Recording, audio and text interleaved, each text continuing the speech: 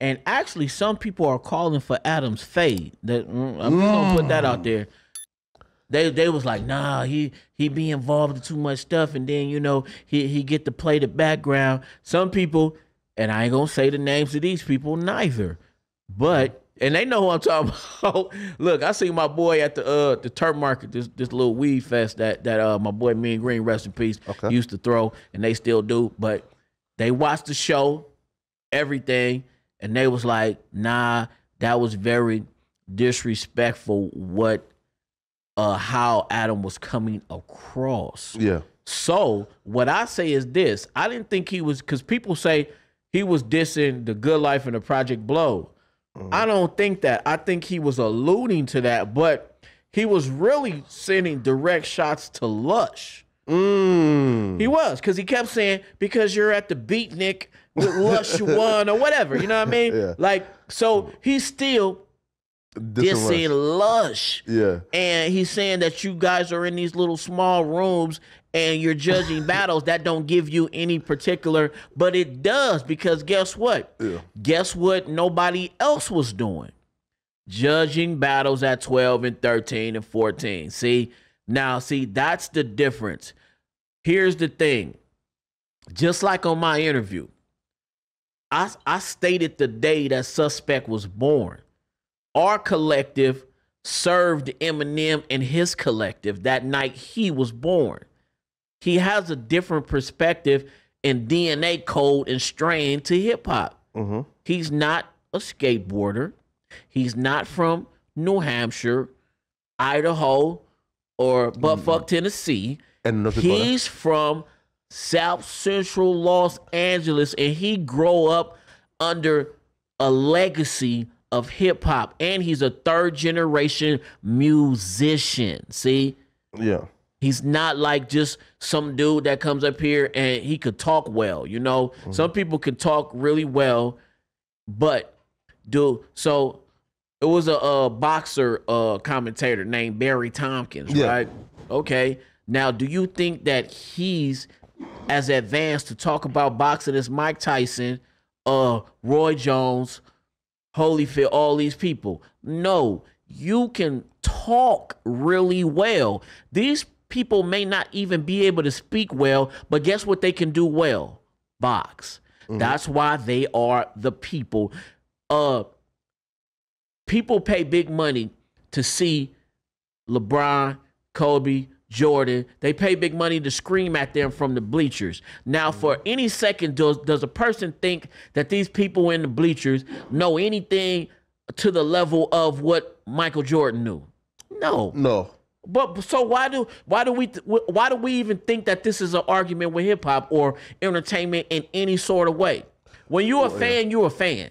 Well, right. So look, right. Okay, right. But for example, like the Jordans and the Mike Tysons, those are like at the top of the top, right? But if you say, like do Skip Bayless know more basketball than Austin Reeves?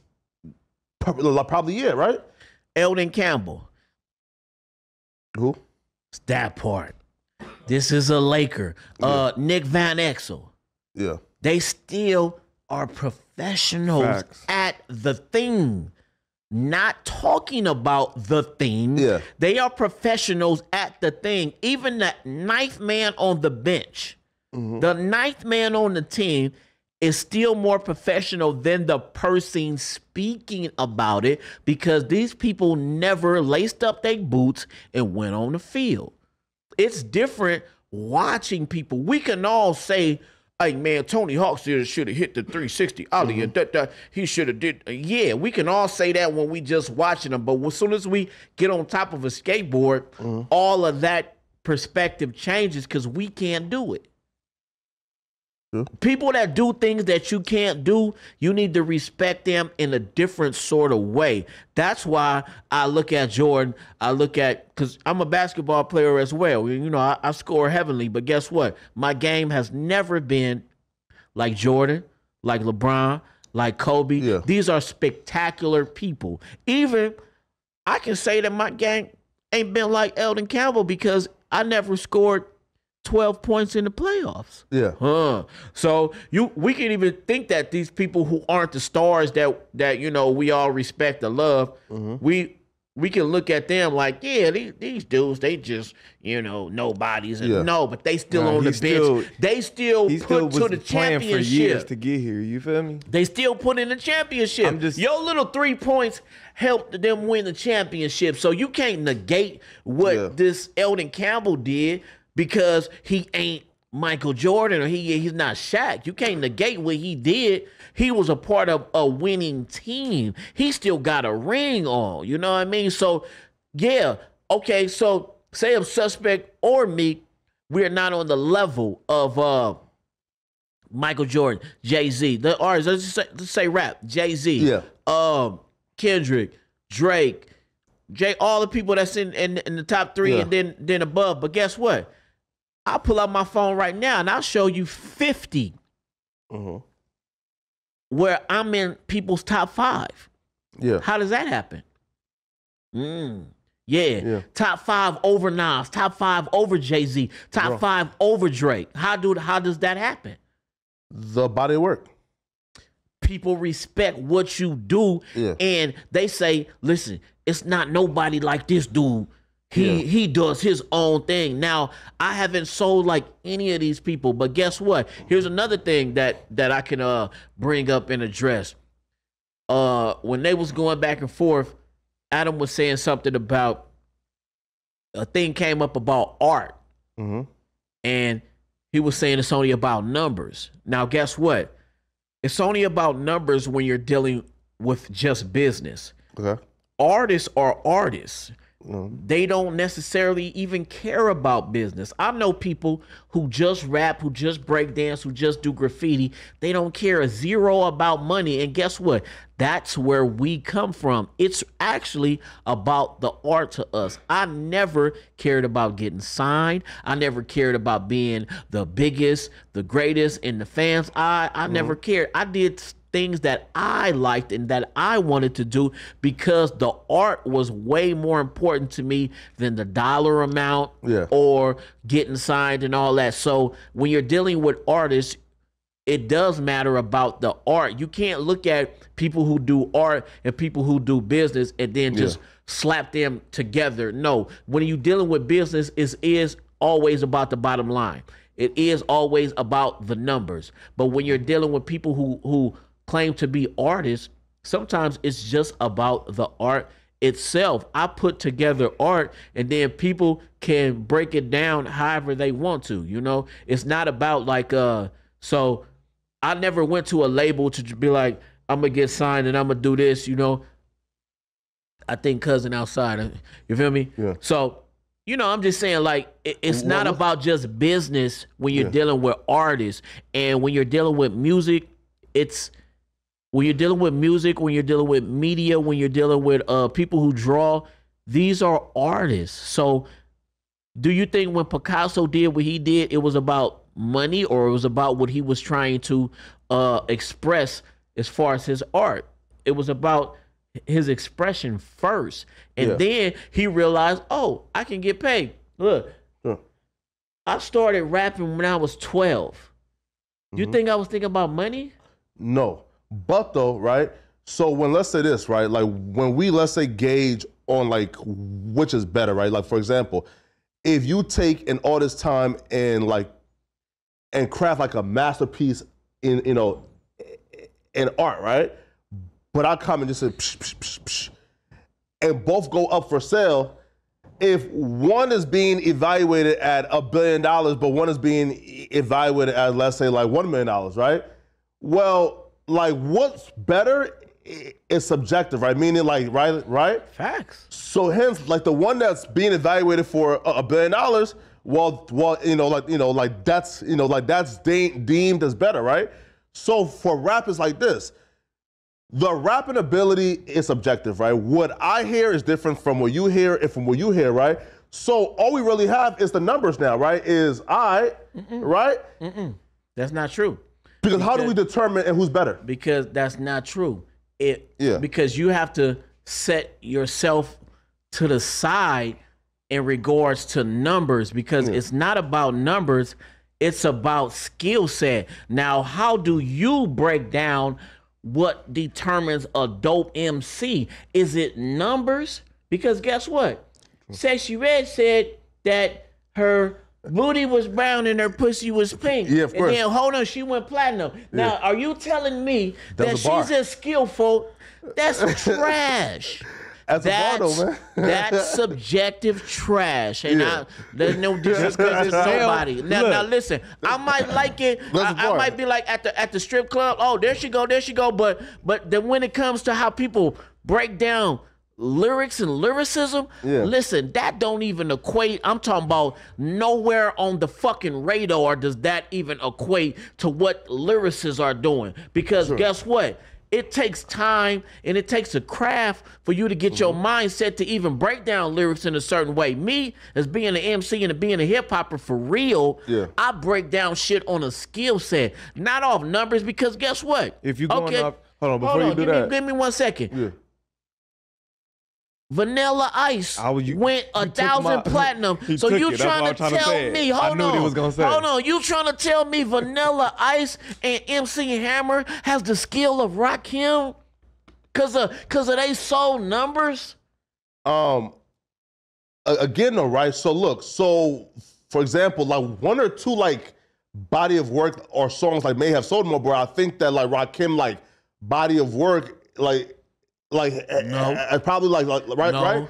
I'm gonna tell you, no. Look it up. Not compared to that one song that Vanilla Ice had probably gonna trump everything that Rakim ever did in sales wise. If we go off numbers, because it's a stratosphere. He went out the stratosphere with that doom doom doom doom doom doom. But that don't make him some level of rap artist or some MC, because he's so better than everybody. See, we gotta be careful of what we think, because it's numbers, it's a numbers game, and they rate you like this. Sometimes the best musicians, they never get their flowers, ever. Look, go to a Rakim show right now, and I guarantee you he's not selling out crypto. I guarantee you that. But I guarantee if Vanilla Ice did a comeback tour with what's Marky Mark, what's them dudes, the Marky Mark and the 5 white brothers that he had and shit.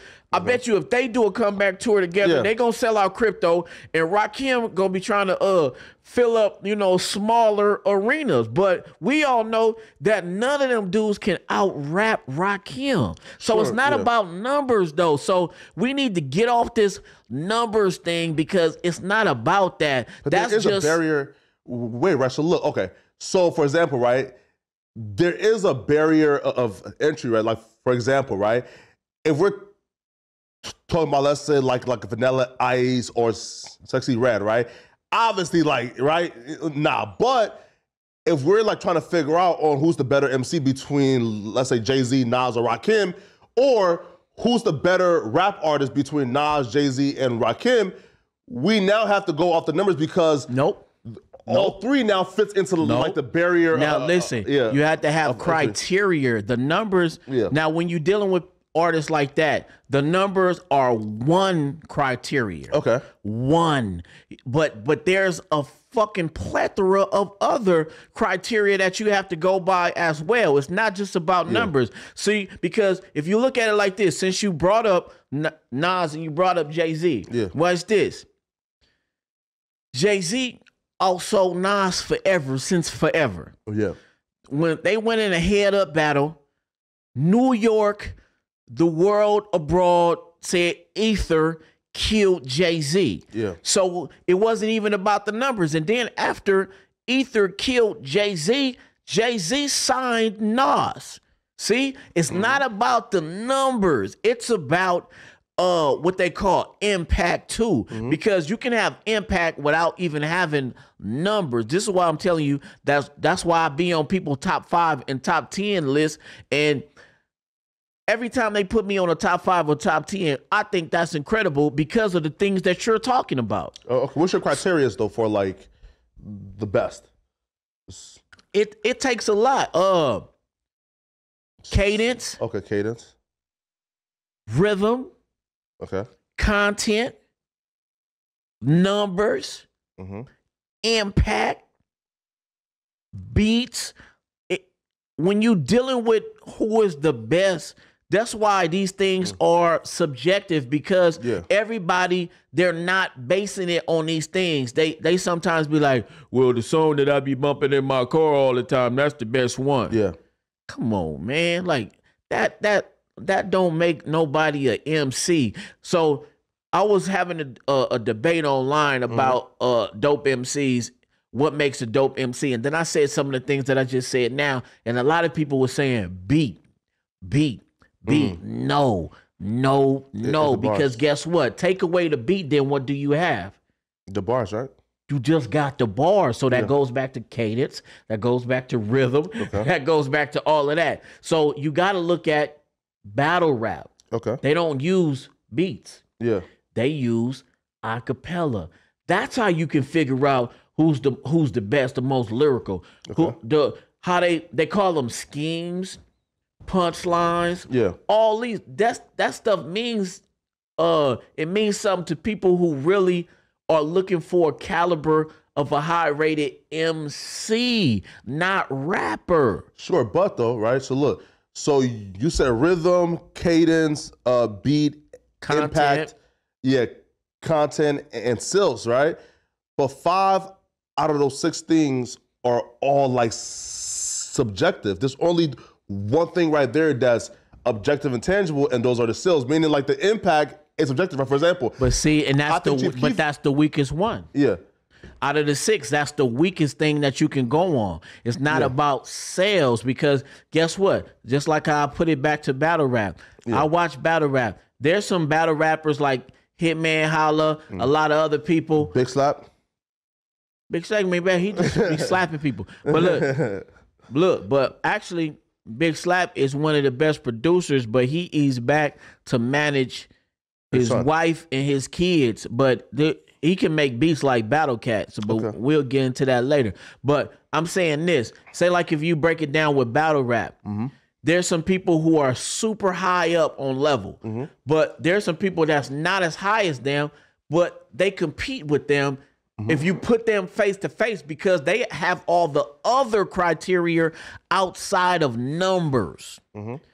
We can't get caught up in this numbers game. A lot of terrible music sales, bro. So you can't go on numbers. A lot of terrible ass music sale. It does. But sure, that's the worst music is number one. Now. You feel me? There is, like, for example, right?